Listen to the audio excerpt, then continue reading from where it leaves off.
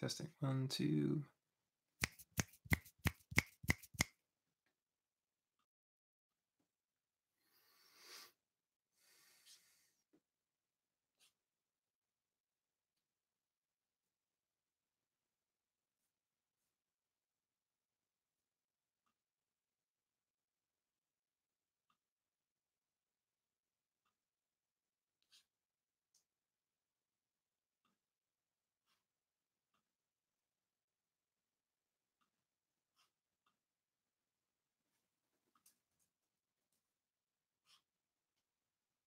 Testing 1, 2.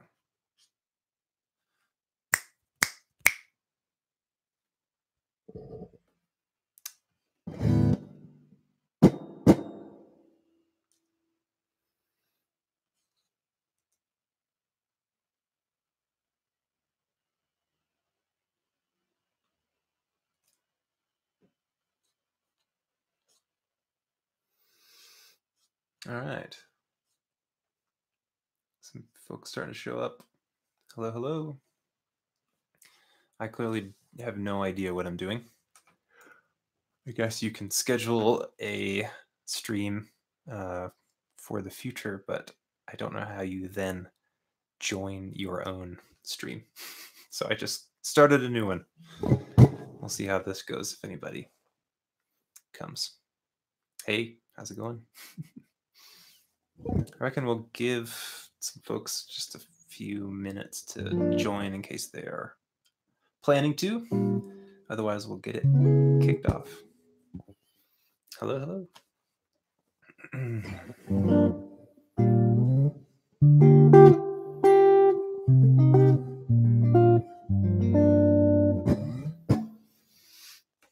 Thank you very much. Let me see. Can anybody hear the guitar like it's amplified, or are they just kind of hearing it faintly through the mic?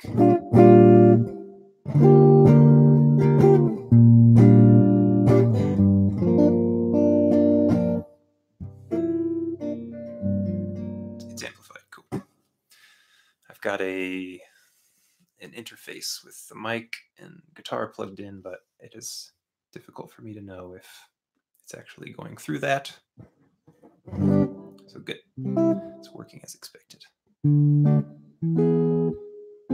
Hello, Matthew. Hey, yeah, I'm glad. Thank you. Hello, hello. Let's give it one more minute, let's say. And then I'll do a proper introduction.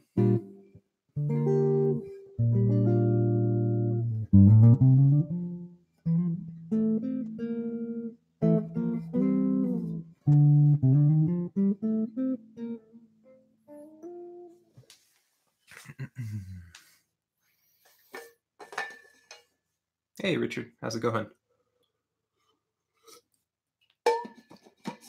Good to see you again.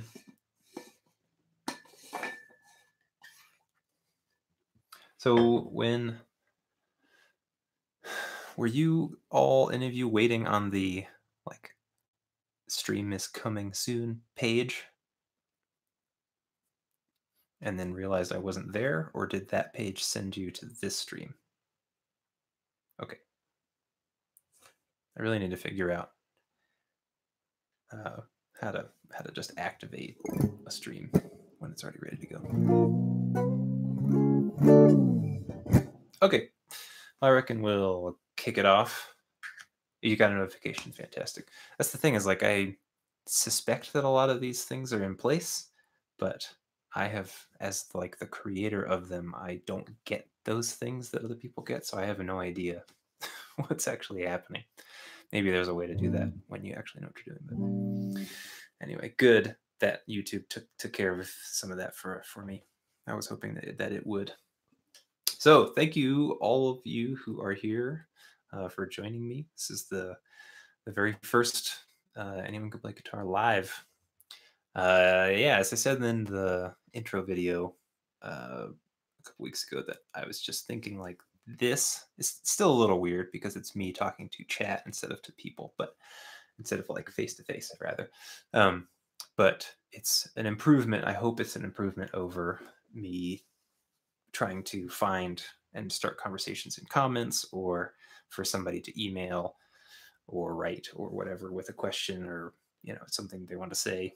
Just kind of want to, like, I used to teach guitar for many years, and I really miss being able to talk directly to folks. And if they have questions or comments or whatever, I want to talk about that stuff and be able to demonstrate or whatever might be necessary, or just kick it. We could talk about non-musical stuff if you want. So that's the whole idea. And then on top of that, I don't have tons of ideas for videos.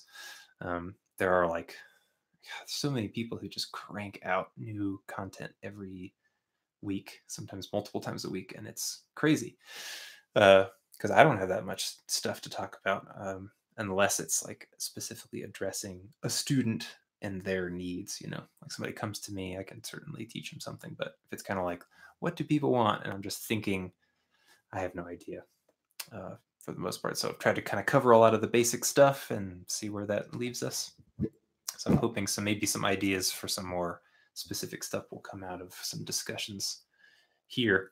And then I thought maybe in the future what I should do is post a video saying, hey, I'm going to be live next week or tomorrow or whatever, and give people a little bit of lead time to leave questions. And then that way I can kind of make sure that I hit everything or most of everything, depending on what I get.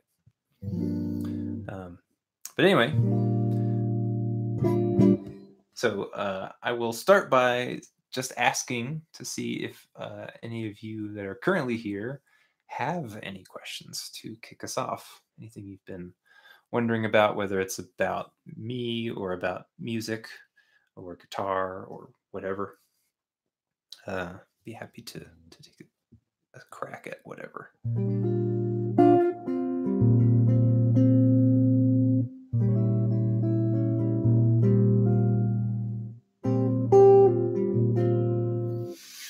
Don't have much of a plan for this beyond that, I'd say.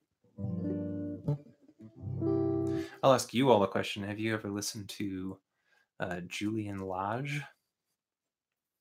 Ever heard of Julian Lage? Lage. He is completely fantastic. Did a lot of playing with Gary Burton's band for a few years, and then struck off on his own. He's got multiple different outfits. He does a trio thing.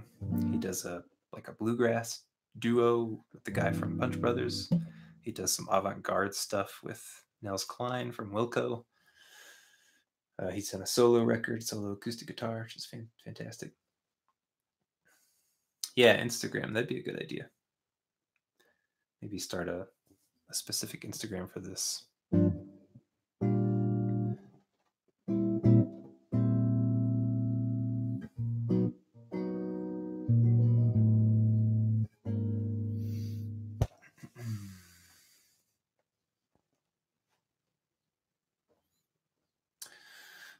Hey, Mike, how's it going? Let's see. Here's a question from Mike. Was there any one song you were able to play when you felt you were getting accomplished? And what song was that? Like, hey, all that practice is paying off and I can actually do this thing. I think so. In fact, this is while I was teaching every year. I used to do a student showcase. So I'd book a local venue, and for one night, I'd invite my students to sign up and come join me and come to the stage and perform. Either I'd play with them if they were young kids or something, or just weren't feeling confident, or we were doing separate parts, or they could play on their own. And what I liked to do to kick the show off was to do a little bit of a performance of my own, just for a couple of reasons. One, to remind the people that I actually can play guitar, and to also remind myself that I could do that, like giving myself kind of like a challenge to overcome. Here's a difficult piece or something that I've been meaning to learn or whatever. So I think the first one where I really felt like I was starting to make some serious headway with guitar was a song called "The In-Law Josie Wales" by Fish. It was on their Farmhouse record called Farmhouse, and it's It's mostly solo acoustic guitar. It's got some other kind of like ambient steel string, I think, going on in the background, but it's mostly just Trey Anastasio on the acoustic guitar. And no, I cannot play it. It has been years since I played that, and I don't remember it even a little bit. I think it was tuned down a whole step. That's about the extent of what I remember. But that was a challenging tune. It had interesting rhythms and lots of cool harmonics and stuff like that, which is why I wanted to learn it, because it sounded cool. No, I'm sorry, I can't play that tune anymore. Let's see. Here's another question. So, how do you approach strumming to new music pieces? So, I started out as a drummer. So, my dad played the drums, and I used to listen to him when I was growing up. And then I got to 6th grade and joined the band and joined the percussion section. And then I started taking drum set lessons at the same time. And I was really into Ben Folds 5, Dave Matthews Band, Rush, all kinds of stuff. And so I think I got really used to reading rhythms and writing rhythms. And then I went into high school and the band and played in the drum line. And that got even more serious about reading and writing rhythms, like starting to write my own drum cadences and stuff like that. So it was a fortunate way to start into music, I think, because it meant that rhythmically I really understood that. When I was teaching guitar, that was often a difficult subject for a lot of folks, because you're trying to teach them the rhythm at the same time that you're teaching them how to play notes and sometimes chords and whatever, and trying to teach them in the context of a tune that they really want to learn. So finding an example of something that they want to learn that's like, an easy enough level, I suppose, to make that doable. Which is to say that how I approach it is really purely by ear, for the most part. But really, I find that writing down what I hear is really helpful on trickier rhythms when I'm like transcribing a piece or something like that, and I actually do have to write the rhythm because that's the whole reason I'm transcribing it, to share it with somebody or to look back on it later. The first thing to figure out really is the time signature. So I always listen first to, okay, so what's the beat? And then I try to listen to the chord. And if the chord is changing to another chord or whatever at a certain time, counting how many beats it is between the changes. So it might go. Right, so my head kind of starts bobbing to the beat. 2, 3, 4, 1. The chord changes on 1, so I've counted to 4. And by that point, by the time it changes, so that tells me that there are 4 beats in that measure. And then the more you do that, the more you realize that there are lots of different time signatures, but there are only really about 2 or 3 that are common. And that's 3/4, 4/4, and 6/8. Those are the big ones, especially in popular music. So you start to just listen for, okay, well, is it one of those 3? And then you go from there. That's usually how I do it. What is my opinion of Django Reinhardt? It's fantastic. I kind of put him in a similar, even though it's a slightly different idiom of jazz, into a similar camp with Charlie Parker, in that I wish they had recorded during a more modern phase in recording, because their playing is so fantastic, but like the quality of the recordings is not fantastic most of the time. If you could get that clarity that we have today, or even 10 years after they were recording, would be fantastic. So I don't listen to as much Charlie Parker or Django Reinhardt for that reason, which is kind of snobby, I guess. Like, I should just listen to it anyway. But there's just so many other records that are recorded so much better, have a better tone to them and sound quality, that I just prefer that. Plus, the playing in general is more modern. But it's fantastic what Django was able to do with just 2 fingers. He can play incredibly fast. I've tried to learn and play a song of his called Nuage, which is really pretty as like a chord melody, but trying to solo all of those chord changes is challenging to me. But he is fantastic. Let's see. So, do you tend to remember chords best by their shapes or by picking out the individual notes? Definitely shapes. I think that's just the nature of the guitar, and probably the piano too. You've got similar shapes, but I don't know. It's easier to see all the notes kind of laid out, whereas the guitar, there's so much overlap, so many places where you can play the same note. That memorizing shapes is kind of the only way you can do it. Only way that I've really got success doing it, I suppose.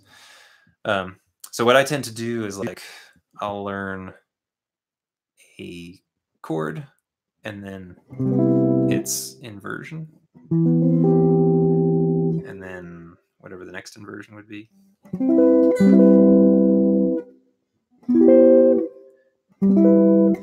And then I'll kind of just try to play as if I'm just playing that one chord change over and over again and add some sort of rhythm.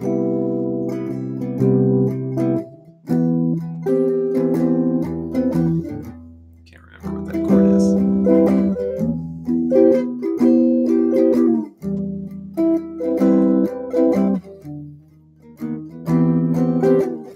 I chose a hard example. Right, and just kind of run that up.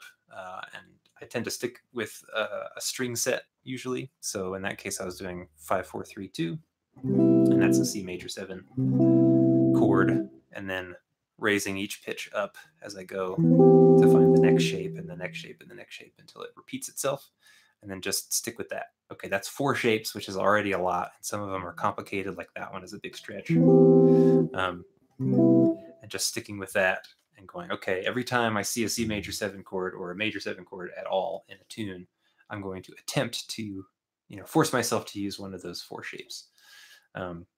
Now, that being said, when I'm working on improvising, understanding the individual notes of that chord is extremely important for playing, in a sensical way over that, hitting chord tones and making music that sounds musical. So in fact, even though I just said that, I have been trying to think more about chord tones. Even though I've got the shapes from like a muscle memory and technique standpoint, I'm trying mentally to don't just go, oh, that's C major 7. I can play the C major scale. I try to think, what's the 3rd, and what's the 5th, and what's the 7th, and just take that extra amount of time to run that through in my head, and then find those notes in whatever position I'm playing in, so that I can try to target them, which is hard as shit.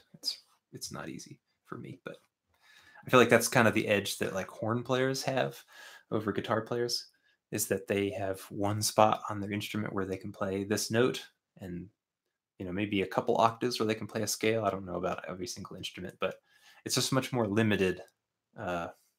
So it's just much more common for them to read and because they're single note instruments and not chordal, they think in single notes only because that's what they can do.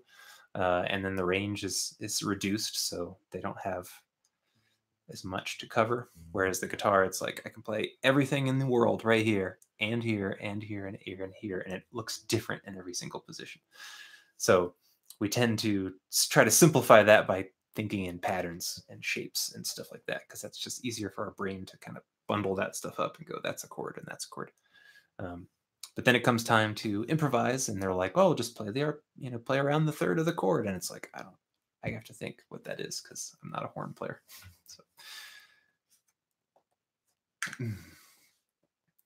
let's see.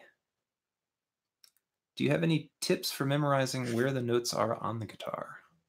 Yes, I would point you to a video I did called Finding Octaves. So the quick version of that, the first step is, of course, you have to know how to find the notes that are on the guitar neck already. So that's from the very first guitar video I did, the music theory basics, the musical alphabet video.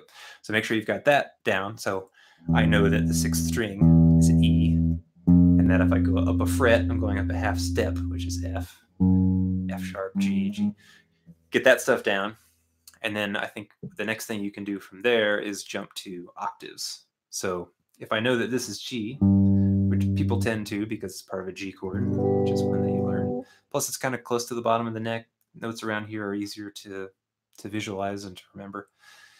So if you've got that G and you know how to find an octave, then you can find another G and another one and another one and another one until you found all the G notes on the guitar. So if you check out that video, I go through the different shapes, the 2 strings, 2 frets shape, 2 strings, 3 frets shape, and there are only a handful of different moves, I call them, to find the next octave. And then what you could do, this is a great way to warm up because it's not demanding on your hands, is tune your guitar up and then pick a note at random if you can. Go, don't be afraid to pick ones that are maybe scary, like D flat, and then find every D flat on the guitar.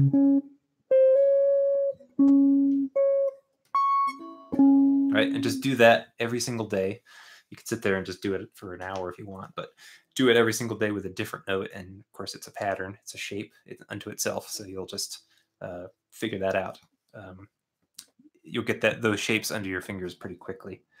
And then the next step from that is being able to work backwards. So if I play a note and I don't really know what it is, because it's in a part of the guitar that I'm not familiar with or something like that, then I can go in reverse and go down an octave. And if I still don't know, go down again.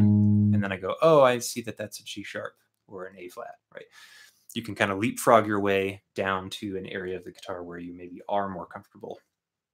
And then you can find any note quickly.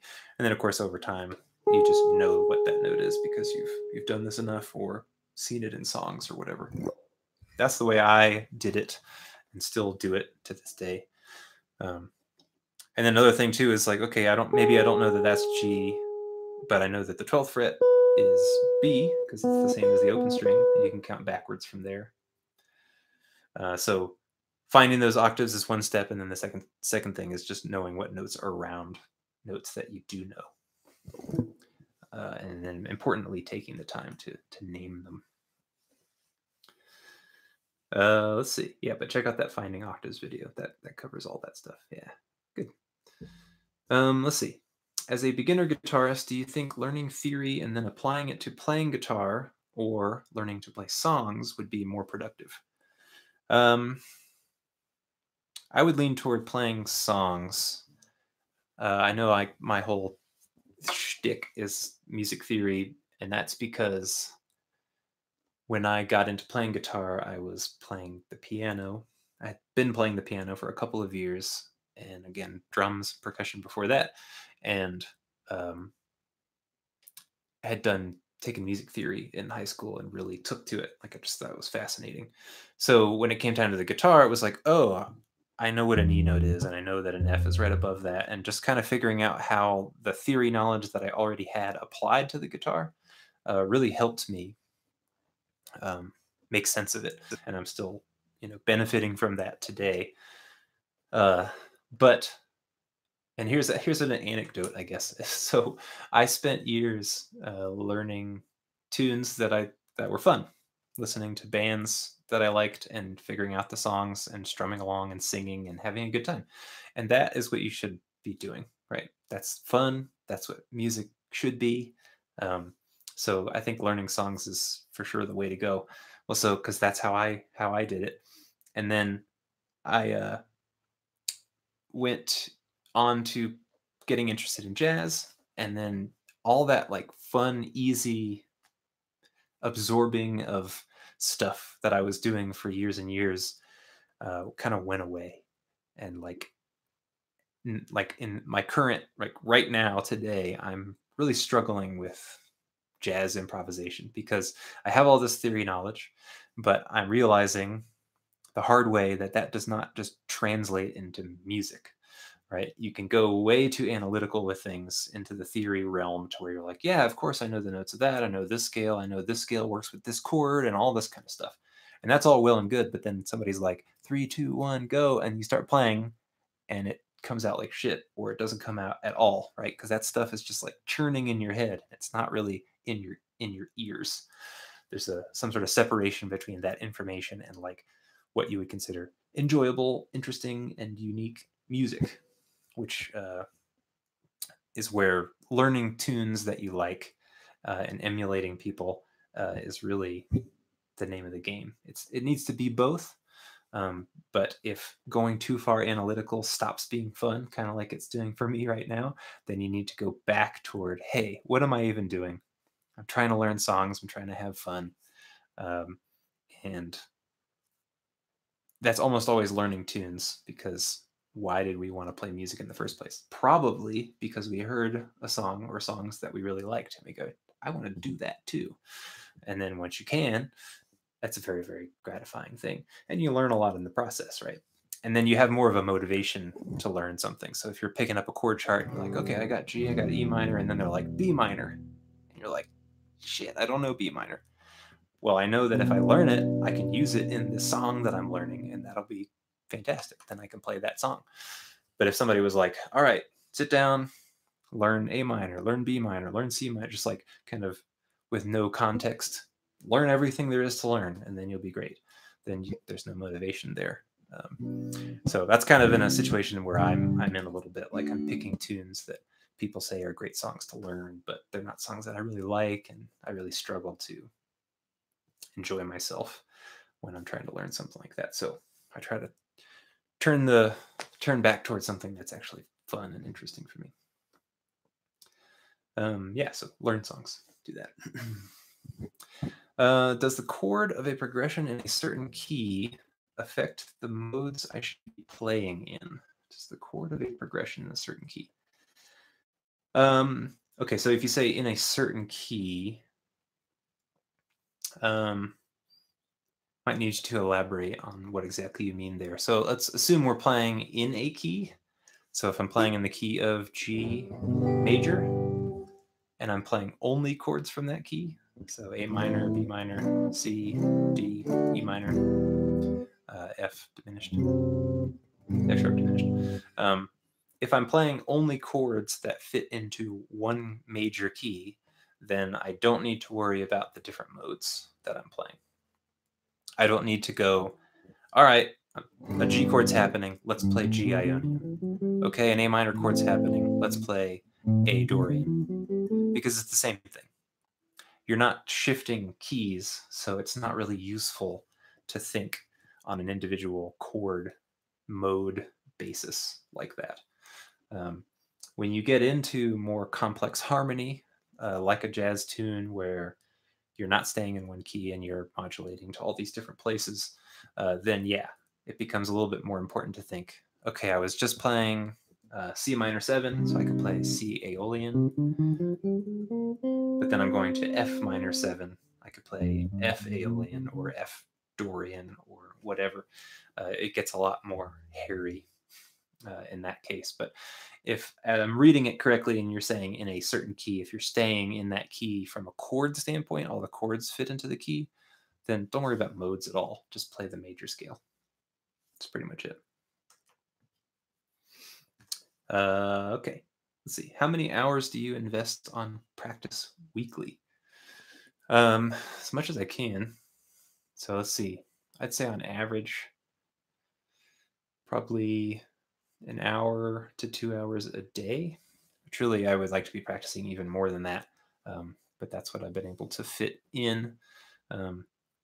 It's nice to kind of break it up. So, like, I get up, and the first thing I do is practice. Actually, I've started getting up early so I can play in the morning before I go to work. Because the afternoons sometimes get hectic, or you got errands to run or whatever. It's like that's the time I know I have. I can get up and do this before anything else happens. So I usually get an hour in the morning, and then if I don't practice for the rest of the day, then at least I got the hour in. But if I get time in the afternoon, then I'll practice again for another hour or half hour, or sometimes it's 15 minutes before I go to meet a friend for dinner or whatever. One thing that I like to do is keep guitars set up everywhere. So I've got the room that I usually practice in, but then out in the living room, I've got a guitar, so that if I'm waiting to go somewhere or I've got 10 minutes before I need to leave or whatever, then I could sit there and play something, just kind of keep my hands moving. And then if I've got like a Saturday free and nowhere to be and nothing to do, I'll usually watch TV and just sit there with the guitar in my hand for hours and hours. So, it's not the most focused, valuable practice, I would say, but it's, a great way to like just run shit a bunch of times and get it under your fingers. But that depends. When I was teaching, it was kind of like pulling teeth to get people to practice even a half an hour a day. So I realized that depending on your schedule and your focus level and also your goals, like if you just want to strum and have fun, then you don't need to spend hours a day playing unless you just want to. But I do think a little bit each day is absolutely necessary. Like if you're serious about playing guitar, or even not that serious about playing guitar, then you should be playing at least half an hour a day, 10, 20, 30 minutes maybe. But every day is the key, because so much happens when you go to sleep and wake up. All the stuff that you did during your day gets processed. There was a really fascinating book about sleep, the author of which I cannot remember, came out recently, like within the last 6 months or a year. And he talks about experiments that were done on with mice in a maze, where there was a certain path that they would discover that led to some cheese. And when they were on the right path, little sounds would play as they walked through. Like they would pass through some sort of sensor that would make a sound play. And so as they kind of found their way to the cheese, it would create this melody of all these like correct turns that they were making. And then in some way they were able to monitor their brains at night, and they could sense this melody. And then it was playing, and it was playing extremely fast. So what was happening is their brain had learned, hey, if I hear this melody and I go through it in exactly this order, I'll get some cheese. And so the brain then took that information and said, I want to remember this. I'm going to speed this up and run this through 1,000 times at night so that I have it memorized, right? And you know it. And that's just a one aspect of how we learn things. So repetition is really, really important because of that reason. I think you work on something and you work on it over and over and over again. And usually you hit a burnout point where you don't feel like you're getting any better, or it's actually starting to get worse.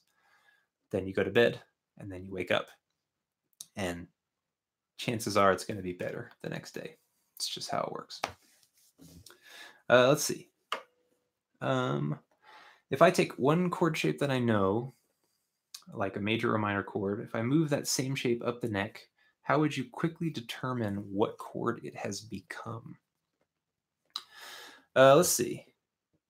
There was a really cool moment when I used to play drums. I was playing with a band, and the guitar player did this. I think I knew a little bit of guitar at that point, but I wasn't really seriously playing.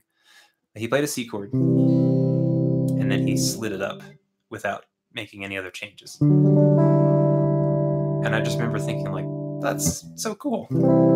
Because it wasn't like the other guitar player was doing power chords, so I get that. Like, you're taking two notes that are fretted and you're moving them, then it's going to move the whole chord up. That made sense. But when you're taking a chord that had open strings in it and then sliding that up, you now still had those open strings, but then you had other notes changing as well. So I'll just say that it was a real eye-opening moment or time for me, because that's what I did when I went home. I started taking chords like, gee, what happens if I slide it up? I don't know. It's not bad. It's different. Sometimes it's good. Sometimes it's bad. But that's a cool chord. So, not really related to the question, but I would say first that if you are learning the guitar, do that. I highly recommend you do that. Take a chord that you know, take A minor, and then don't make any other changes, but slide it up. You'll get all kinds of weird combinations. Like that. That's just straight up an A major 7 chord. But you don't have to know that in order to hear that it sounds cool. And that's a really nice one too. You can make whole songs out of that kind of thing. So anyway, the question was, how do I quickly determine what the chord has become?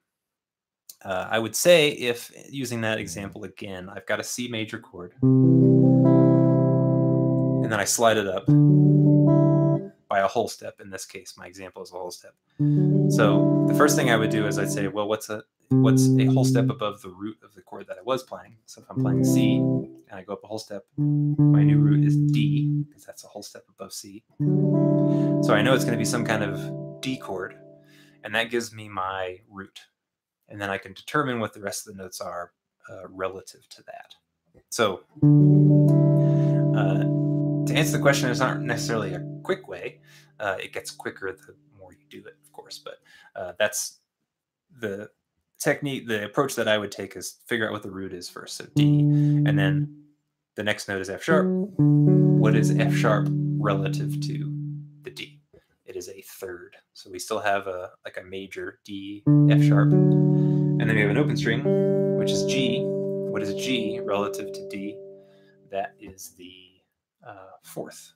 Or if you want to be technically, you could call it the 11, just because we don't really call things fourths. We call them 11s. So 1, 3, 5, 7, 9, 11.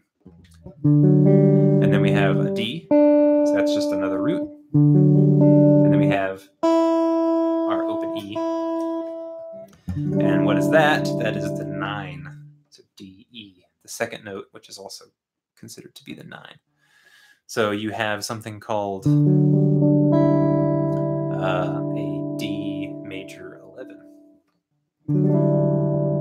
Maybe not the best example, because that's, maybe something you understand, maybe not. But that's what I would do. Think, what's the root of the chord that I started with? What's the new root? And then build everything from that point. Yeah, okay. Yeah, beard's getting kind of big. I don't know what I'm going to do. It's getting hot here. I don't know if I'm going to keep it. All right, let's see. So is it really necessary to learn the circle of fifths when you know all the major, minor mode shapes? No. I think you can tell, most people can tell when they go through that first series of videos that one, number 3, is like, I'm with you, now I'm not with you. And then if they push onward to 4 and 5, they're like, okay, I'm back, I'm with you again. So that was, perhaps in retrospect, not really something I needed to include in that cycle, because it's not directly useful, not directly related to the rest of the stuff. And I think if you struggle with it, then I completely understand. But it is an extremely useful tool, and I remember learning it and learning my whole major, minor, or whole half thing. And then sitting down and going, what's an A flat scale, and writing out the whole half and everything. And the circle of fourths/fifths is just a way of taking all that information and organizing it into an at-a-glance kind of thing. So in that respect, I think it's a useful tool. It's not necessary. And then, of course, there's always once you've written them all down by hand, and then once you've done the circle, then eventually you don't need either one, because it's all just in your head. You just know that stuff. So it's just kind of a stepping stone tool that can help you memorize things better. But I would say it's not really necessary. I think you can get some interesting stuff out of it. It's easier to visualize sometimes that a certain key has certain number of flats in it when you've got this visual to use. But if you're not taking to it and getting something out of it, or understanding it, or it's just causing undue confusion, then don't worry about it. There will be a time when it pops up again, and maybe you'll appreciate it and get some use out of it then. Let's see. All right, so if I have 1 hour a day, what should I practice? That's the question, right? That's a question that I ask myself every day, basically. So I did a video called how to progress without a teacher. Um, Basically, how to teach yourself, or how to make sure that you're keeping yourself on some sort of track. So I would recommend checking that out first. I go through some tips, some advice for how to do that kind of thing in there. Um, the gist of that is uh, having a plan that is focused solely around your goals. So that means having goals. So one thing I would ask, and maybe this is not a useful question, but it's something that I thought was fun to ask new students when they would come in. They'd sit down, introduce ourselves, and go.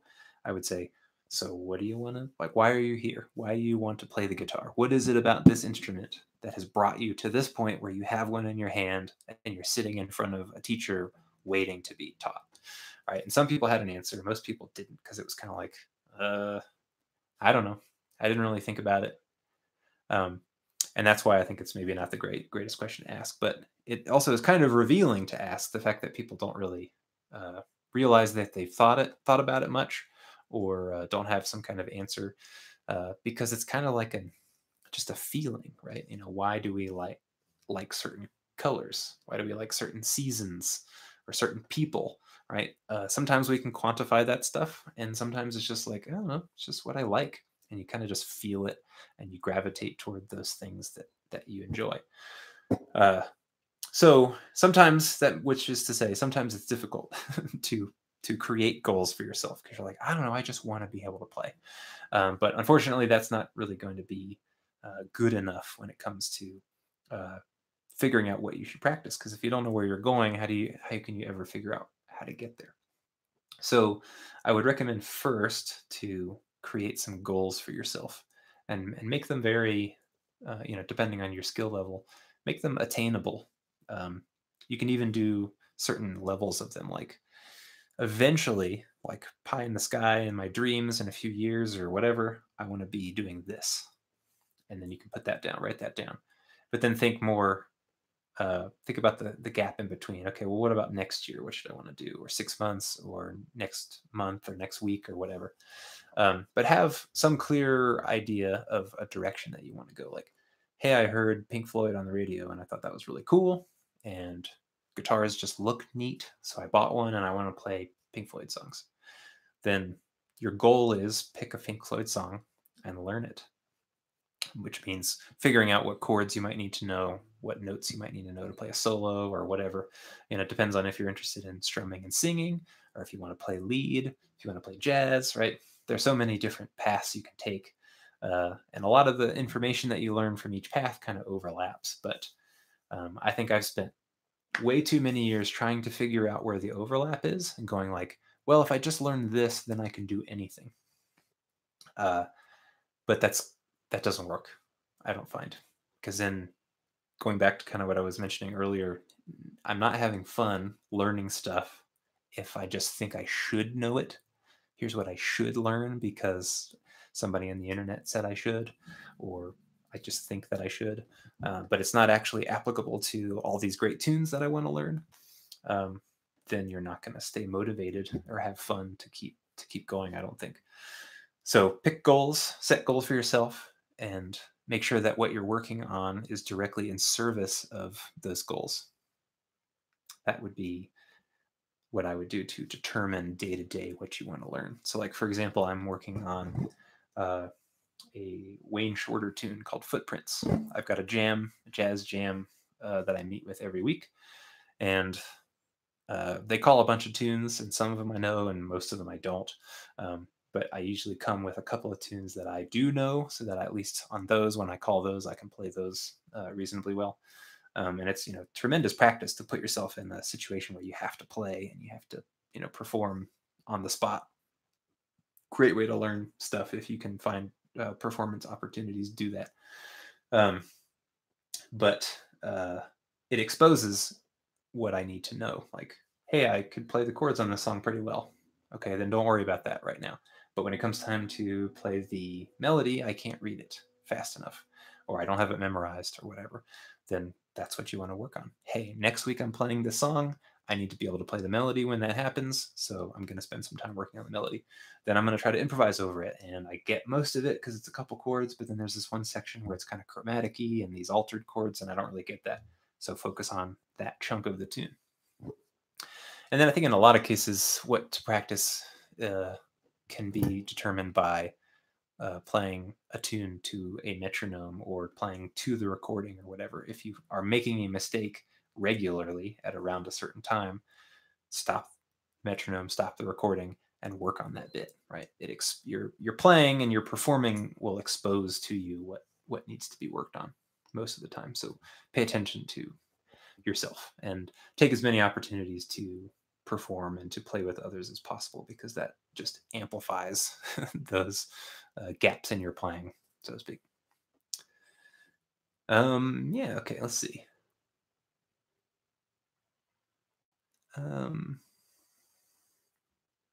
Yeah, thank you all for the great comments, the compliments too. I'm very thrilled to hear that so many people are having success and getting something out of this stuff.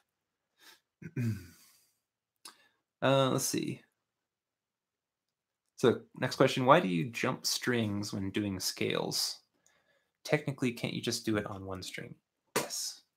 So some people think of this as playing, I always get the directions wrong, vertically versus horizontally. I think some people think horizontal is this way, because I guess it's on the horizontal plane, and then vertically would be going this way. So I think it's really actually good to do both, because a lot of guitar, kind of going back to another thing we were talking about, is pattern based and like shape based, where we're not thinking so much about I'm playing an A, I'm playing a B, as I'm playing a G scale, and all that stuff's just kind of in there because I memorized where my fingers should go.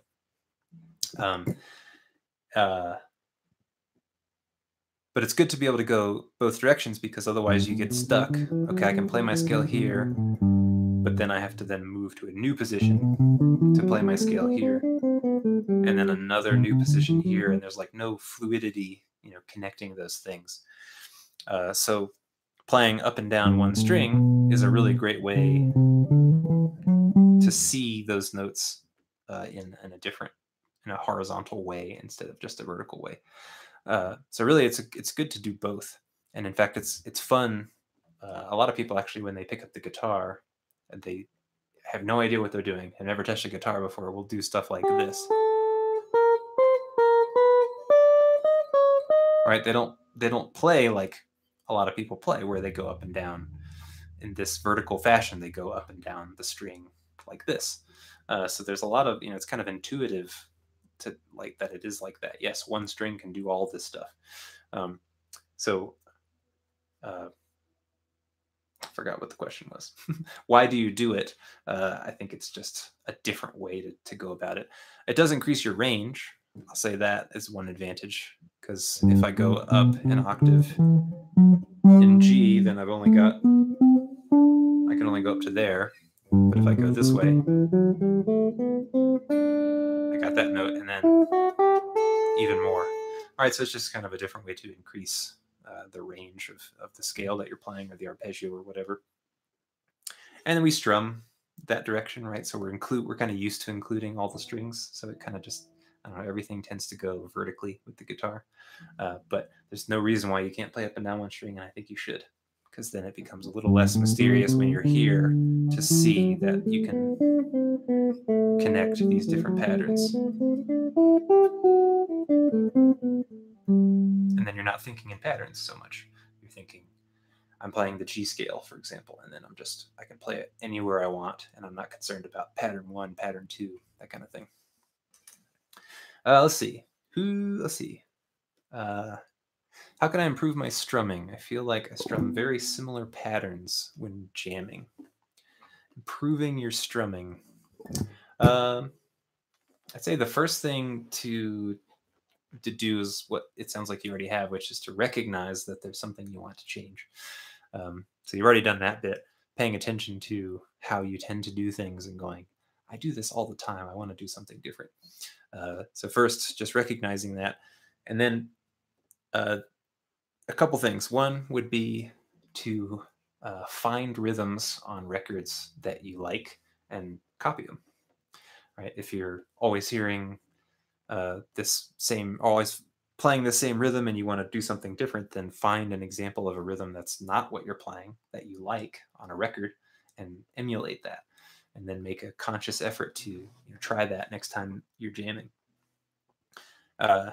And then the other thing would be similar to that is intentionally do something different.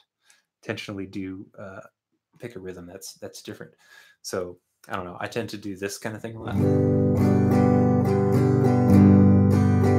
I think somebody calls it the folk rhythm. It's just like a go-to. I don't know the song, or I'm playing with people for the first time and I want to support them with the chord, or for certain genres or whatever. It's just kind of like it works great. So I don't really give it too much thought. If I find that I'm doing that all the time, then I try to force myself to think a little bit differently. So instead of this, what if I just did all eighth notes or quarters or all offbeats? And all those give the song a totally different feel. And that might be part of the thing too, is depending on who you're jamming with, whatever kind of music style that is, there might be certain rhythms that are very prominently used in those styles of music. So you are effectively emulating your favorite records already, because that's just what they tend to do. So breaking out of that can be good, but could also maybe even change the genre that you're playing almost. But I would try those two things. One, just force yourself to not strum on a beat or to pick an off beat or something like that, and then to try to emulate a rhythm that you hear on a record that you think is cool. Mixing genres is cool. Like that's one thing that we do with the Jazz Jam, is we'll take a tune that's like a bebop swing tune, and we make it like a Latin tune or something like that, or like a reggae tune or a funk tune or a blues. And it's like intentionally taking the same chords, the same melody, but playing them with a different style, which gives the song a whole different sound, even though all the chords and the notes are the same. So the rhythm can really be a game changer for that kind of thing. All right, let's see. Thank you for your question. So what's a good step after mechanically learning the major chord? So we've got a loop pedal. You can make simple songs using the major scale. What should you do next? So I'm guessing you're playing in one key, in G or something like that, and then playing like a G major scale over top of it, something like that. What determines the scales that you can play or that you think will sound good that you play is the chords. So I would say, before worrying about increasing the number of like different scales or things that you can play, think more about increasing the number of chords that you can play. So an easy first step, relatively easy first step, would be to change into a key that you don't know as well. So this is actually where the circle can help, because like the keys toward the top that have fewer sharps and fewer flats tend to be somewhat objectively easier to play on the guitar. Like playing a C chord is easier because it's got open strings, and it's one of the ones that we learn, versus playing a C sharp chord, which is a closed position chord, something that we have to work out a little bit more. D is easy, E flat a little bit less so, that kind of thing. But pick if you're in learning G, go to F and try to learn some chords in the key of F. What that will mean is that you'll have to learn F, right? If depending on your skill level, that might be a new tough chord for you, or B flat. Maybe people don't know B flat, so it'll sound different, even though you're still playing a major key and a major scale. It'll sound different because it's a different key. That would be the first thing, and then in that process, you're vastly expanding your chord palette. Then you can start to mix and match things. Like you can go, I'm playing in C, but then I go down to this B flat, right, which is not in the key of C. So I'm like changing keys there. So that means playing your C major scale over it might not work quite the same way. It might sound different, or it might not work at all because it's got some notes in it that clash. So that would be my advice for that, is to stick with your major scale, because you can get so much mileage out of that thing. But to change the chords underneath what you're working on, give you a whole different sound. Let's see. Yeah, and related to that, Ernest, you're talking about different like emotional, content or whatever. That's, I think I talk about that a little bit with modes. There's a modes video. That's more about the scales rather than the chords. But one thing you can do as far as like changing the tone of a chord is to try just subtly changing it. So again, going back to C, what happens if I flatten this finger over this F chord, or over this F note? So I'm playing a C, but I'm also adding an F. All right, that sounds different, and it wasn't that hard. I just flattened my finger. Or take that finger off altogether. That gives you a whole different sound. Or to raise this note here. That gives you a different one. Or lower it.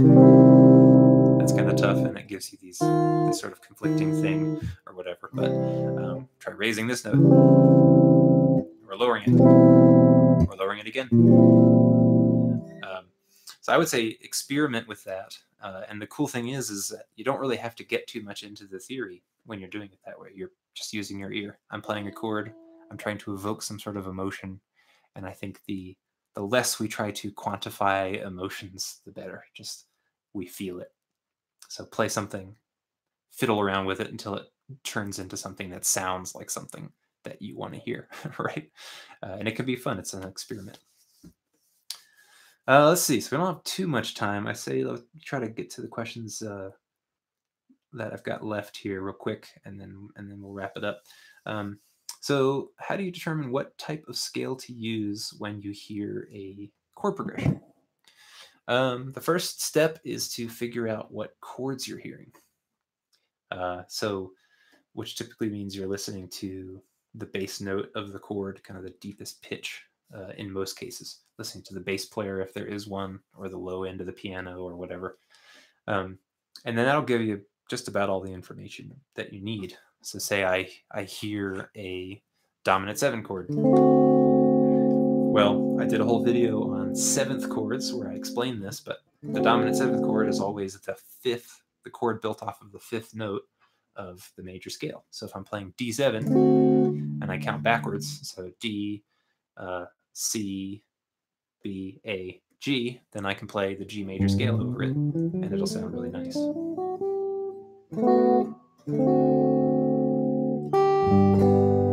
That kind of thing. So in order to know what notes to play from like an improvisation or melodic standpoint, you got to know what the harmony is telling you, what the chords are telling you, because they're going to clash, right? They're going to either mix really well or clash in a good way or clash in a not so good way.